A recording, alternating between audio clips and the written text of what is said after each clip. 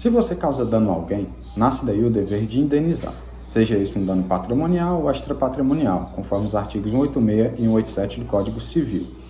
No caso do dano extrapatrimonial, geralmente é difícil, mais difícil a constatação ali da sua existência em si e da própria extensão do dano. E é sobre isso que eu gostaria de falar hoje brevemente com vocês, pessoal. Sejam todos bem-vindos, aqui é o canal do MG Civilista e hoje eu quero tratar um pouco sobre esse tema, dano moral.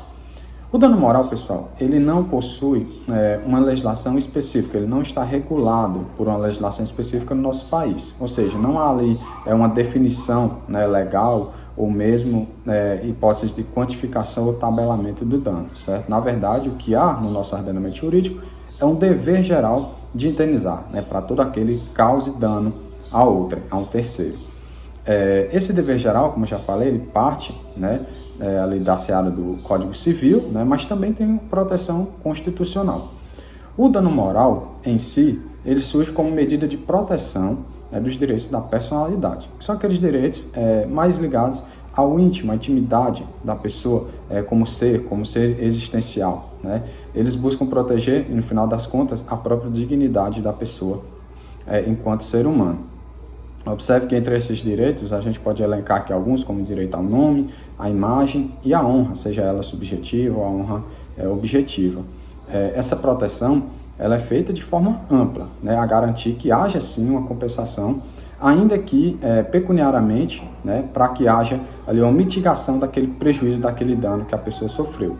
Diferente do dano patrimonial, em que há um ressarcimento daquilo que foi subtraído ou perdido, no dano extrapatrimonial, dano moral, realmente há uma dificuldade em se quantificar, em se buscar compensação mais equivalente ao que foi danificado, que muitas vezes, como a gente falou, é a honra, é a imagem da pessoa, e se torna muitas vezes incalculável, intangível você elencar ali qual foi a extensão real do dano, certo? Porém, essa forma de recompensar talvez seja uma das únicas, mais efetivas de fato.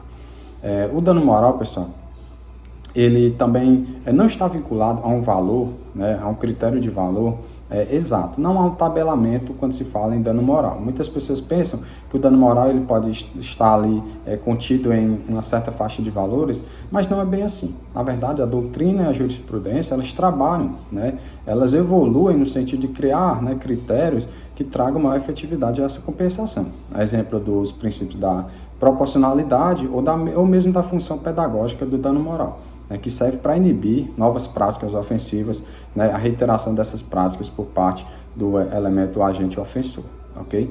Não há, portanto, um valor que a gente possa falar aqui de que tal pessoa obteve um dano, uma compensação, e de que você vai obter uma compensação no mesmo valor, não necessariamente. Claro que cada juiz vai ter sua percepção pessoal, sua convicção ali do caso, a depender das circunstâncias do caso concreto, e fazer a valoração. Vai poder observar ali a condição econômica do ofensor e de quem foi agredido, entre outras circunstâncias também que podem ser valoradas pelo juiz, evitando, claro, o enriquecimento sem causa, que é quando a pessoa ela busca obter uma indenização apenas a título de acrescer seu patrimônio. Isso sempre deve ser evitado. Por esse motivo que o dano moral, apesar de ter sido bastante banalizado nas últimas décadas, ele não pode ser confundido com as hipóteses de mero aborrecimento, mera irritação cotidiana. Na verdade, sempre tem que se ter em mente que o que é protegido são esses direitos, o que são protegidos são esses direitos da personalidade, realmente, a dignidade humana, essa afronta direta a esse elemento essencial enquanto seres humanos, existenciais, ok? Então, assim, o mero aborrecimento do dia a dia, aquela frustração, ela nem sempre vai poder se caracterizar como dano moral, até porque, devido a essa seara, essa esfera de direitos que são protegidos, não há como trazer à tona que qualquer violação, ou qualquer aborrecimento venha a configurar o dano moral. Sendo assim, pessoal, gostaria de destacar as hipóteses realmente de quando a pessoa pode entrar com um pedido de dano moral, quando ela vai poder preencher os requisitos. Veja que, como eu falei, nem sempre aquele aborrecimento vai configurar um dano moral. Ou seja, você tem que estar diante de uma situação que lhe traga uma ofensa direta a um direito à personalidade, ok? E nesses casos, por exemplo, podemos citar casos como a inscrição do nome da pessoa, né, em cadastro de devedores, como o Serasa ou SPC, onde seu nome passa a ser ali alvo de restrição, né, de crédito frente ao mercado, né. Trata-se de uma afronta direta, né, ao seu nome no âmbito ali econômico, né, do local ou mesmo nacional. Por exemplo, também podemos citar o exemplo da retenção ou desconto de valores em conta bancária, muitas vezes de pessoas aposentadas, né, que já recebem valores de pequena monta, que servem para subsistência, e muitas vezes ficam sem aquele valor por conta de um desconto indevido. Nesses casos, o dano moral, ele resta configurado, ele é claro, né? O STJ já balizou esse tema há bastante tempo.